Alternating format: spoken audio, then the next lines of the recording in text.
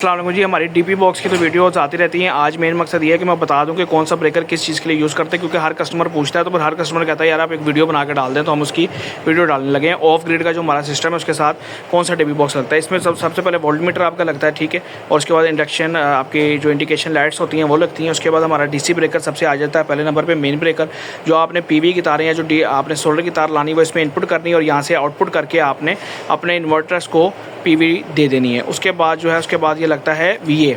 इसके ऊपर वोल्ट और एम्पेयर आप सेट कर लेते हैं।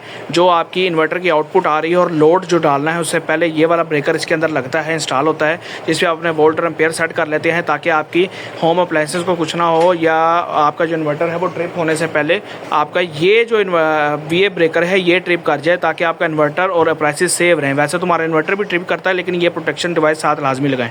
उसके बाद ये चेंज ओवर आ जाता है। रात टाइम जब आपने इसको वापडा पे करना है, आपका वापडा शेयरिंग के बगैर है, तो आप इसको चेंज ओवर करके वापडा पे कर सकते हैं और दिन टाइम आप इसको इन्वर्टर के ऊपर लेके जा सकते हो। तो ये मुकम्मल डीपी बॉक्स हमारी होती है और ये हमारे पास अवेलेबल है, आप रब्ता कर सकते हैं। इसके अलावा 3 kV, 5 kV, 7 kV की 10 kV के बेहतरीन इन्वर्टर्स, सोलर प्लेटें और stand L2 L3 MC4 connector whites मुकम्मल हमारे पास सोलर इन्वर्टर का सामान अवेलेबल है। आप रब्ता कर सकते हैं 0305 40 32 416 पे।